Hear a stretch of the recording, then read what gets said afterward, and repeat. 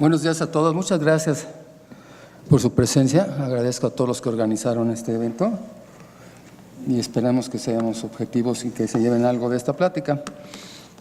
Todo el mundo estamos acostumbrados a manejar el circuito izquierdo, ventrículo izquierdo, porque seguramente es la enfermedad más importante, la cardiopatía isquémica, y la disfunción sistólica es uno de los problemas más graves en estos pacientes. Pero no nos acordamos de que los ventrículos tienen interdependencia y que los modelos aislados en laboratorio del ventrículo derecho excluido, pues nos damos cuenta de que es necesario para vivir. Antes se pensaba que excluyendo el ventrículo derecho podría sobrevivir un ser humano, pero el retorno venoso, el lado venoso, el lado derecho del corazón, casi nadie le pone mucha atención. Es por eso que esta plática me atreví a prepararla para que tuvieran conceptos muy importantes de fisiología para el manejo a la cabecera del paciente.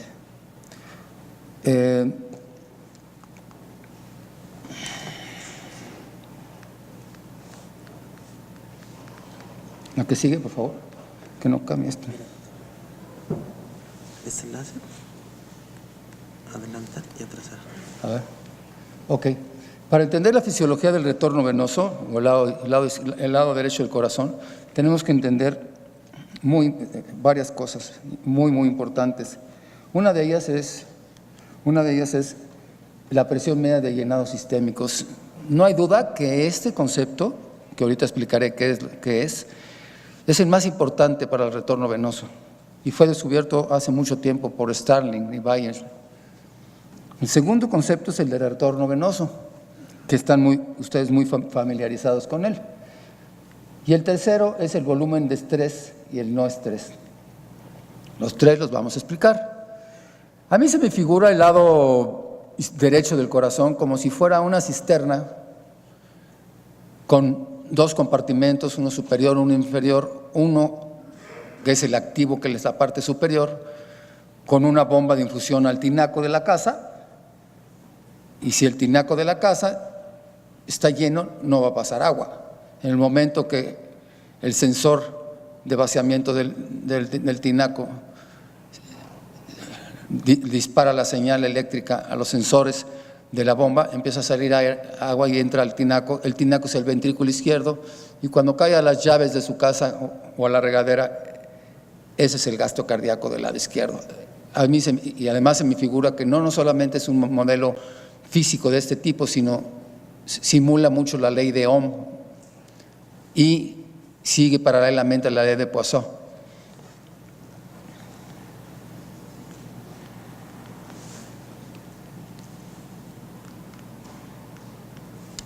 Pues perdón, pero no jala esto, ¿no?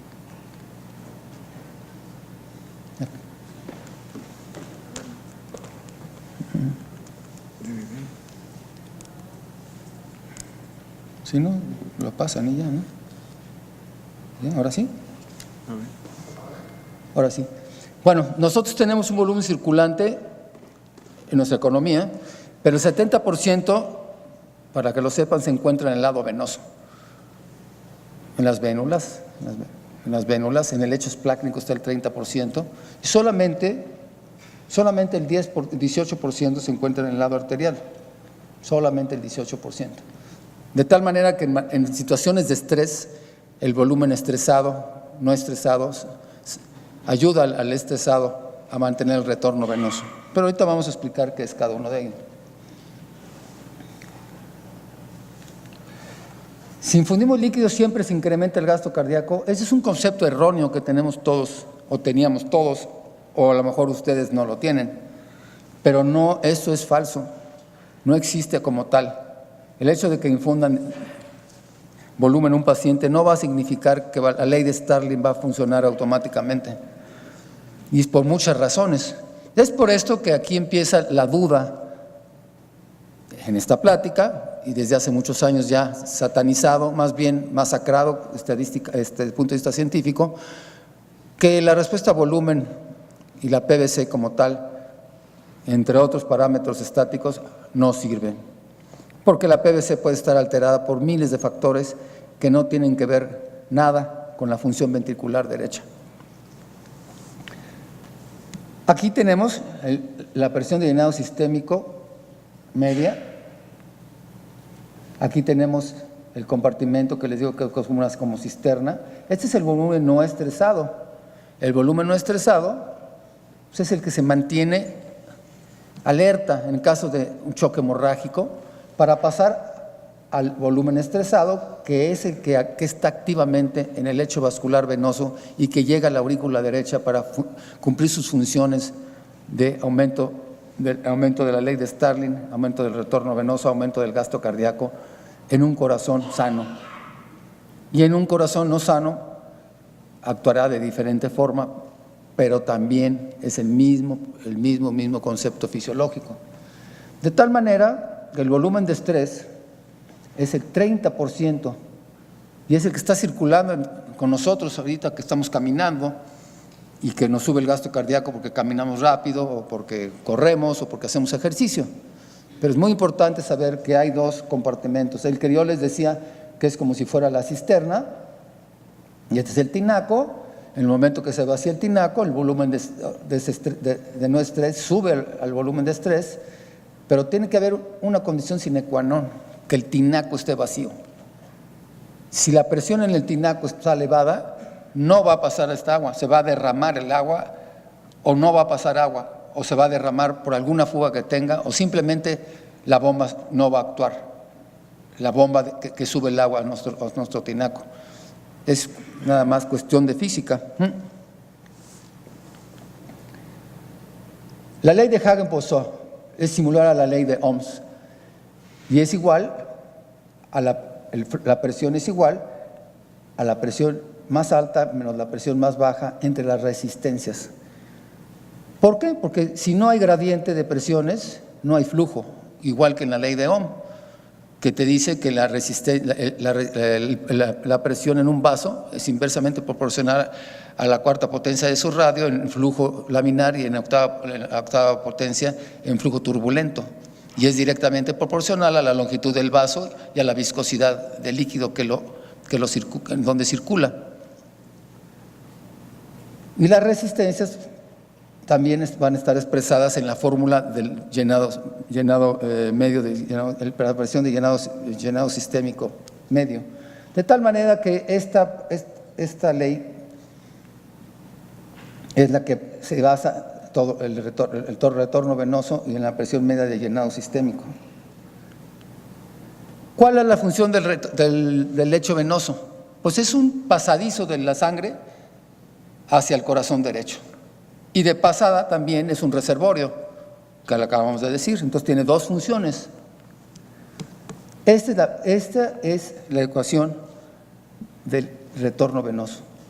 La presión media de llenado sistémico menos la presión de la aurícula derecha entre las resistencias venosas que existen. Las resistencias venosas, ya dijimos, que tienen esta relación. La viscosidad, la longitud del vaso y la cuarta potencia del radio del vaso ahí indican cuál es la resistencia. Las resistencias venosas se pueden alterar con inotrópicos, con vasopresores puros sobre todo, y lo más importante de todo, como una respuesta fisiológica al estrés. Cuando hay hipovolemia, las resistencias vasculares sistémicas aumentan, de tal manera que exprimen el volumen de no estresado hacia el volumen de estrés para aumentar el gasto cardíaco, independientemente que tienen cierto efecto sobre la cava inferior y superior, aumentando sus resistencias, que en el caso de vasopresores hacen que se caiga el retorno venoso.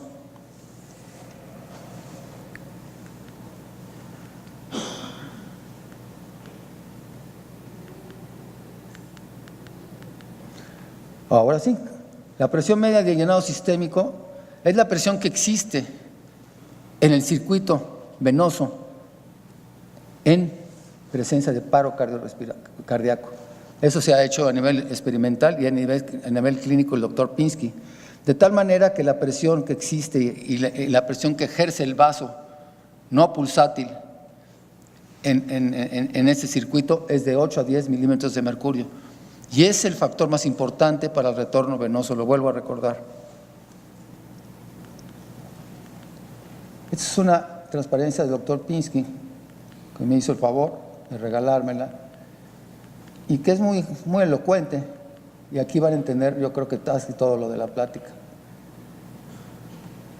Si ustedes ven aquí, vamos a suponer que ese es el tinaco, ahí la presión auricular derecha está altísima, de tal manera que no va a haber gradiente.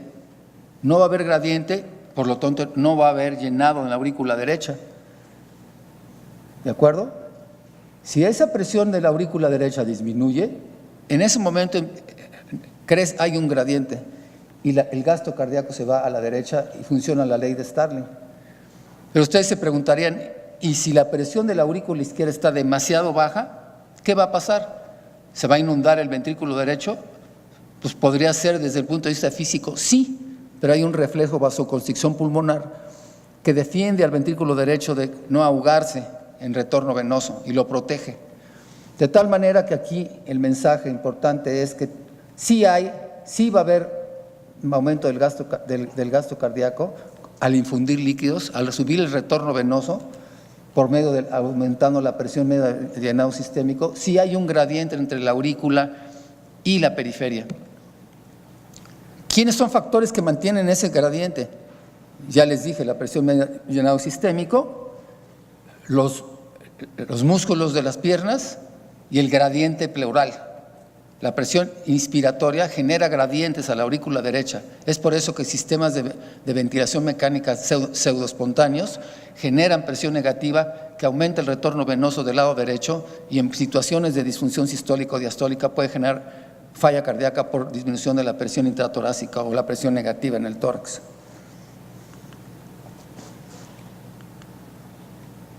Acá ya no va a haber más aumento del gasto cardíaco, se va a quedar en el mismo, aunque la presión de la aurícula está baja. De tal manera que, mientras las resistencias venosas sean constantes y la presión de la aurícula derecha sea menor que la presión del llenado sistémico medio, el retorno venoso sí incrementará y por lo tanto sí va a haber aumento del gasto cardíaco, sin duda. Si no cumplen esos requisitos fisiológicos, no va a pasar lo que Frank Starling describió hace más de 100 años.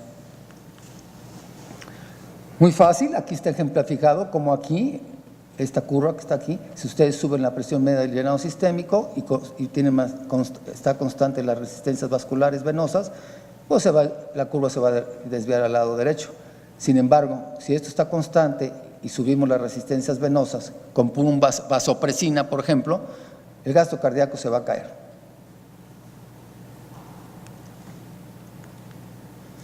¿Cómo podemos manipular el retorno venoso? Existen muy pocas formas de manipularlo, pero las más importantes son las siguientes. El volumen circulante total, con coloides, con sangre, con células rojas. El volumen de estrés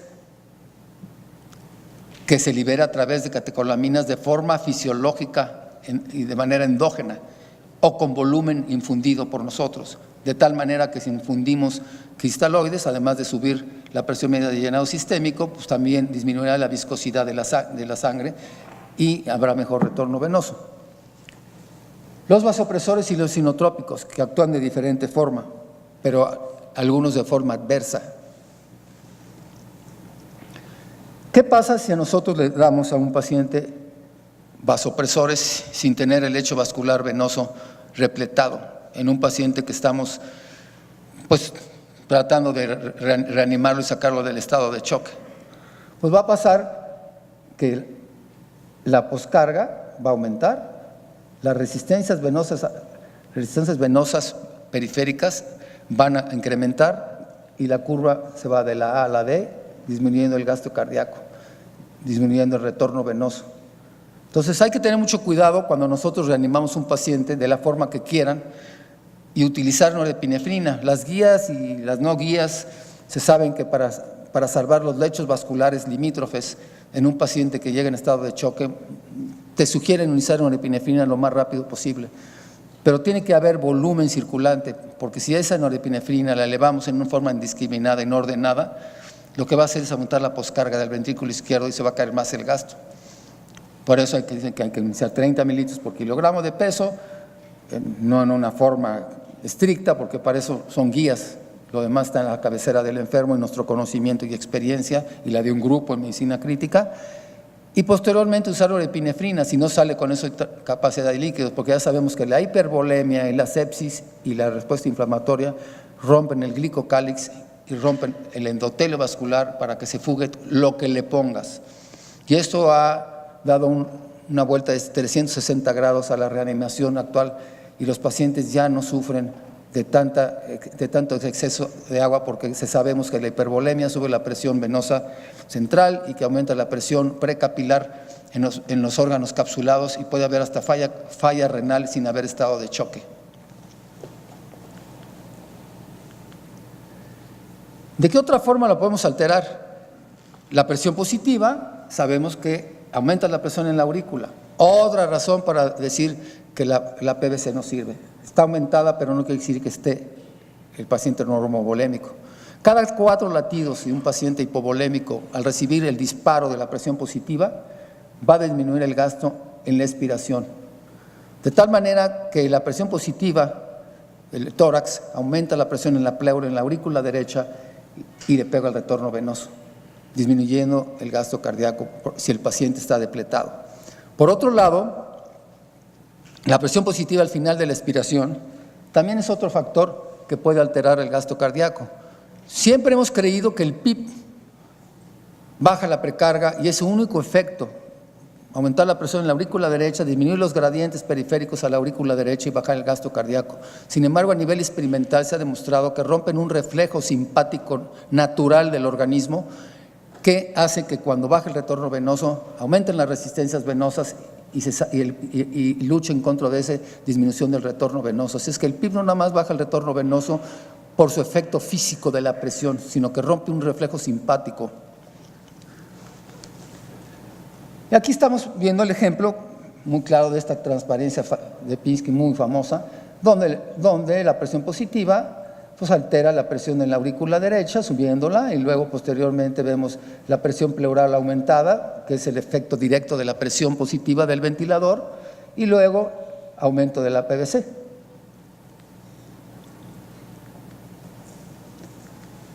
¿Aumenta la presión en la pleura con la presión positiva? Sin duda. ¿Qué es lo que pasa?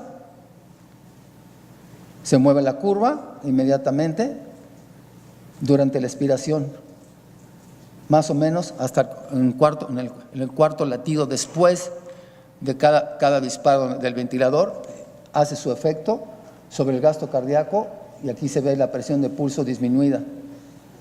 No es inmediato. Lo primero que pasa cuando hay presión positiva es exprimir las venas pulmonares, aumentar el retorno venoso a la aurícula izquierda, pero después de 4 latidos el efecto de la presión positiva se hace notar en la variabilidad de pulso a la cabecera del enfermo, y probablemente si está muy hipovolémico también habrá hipotensión.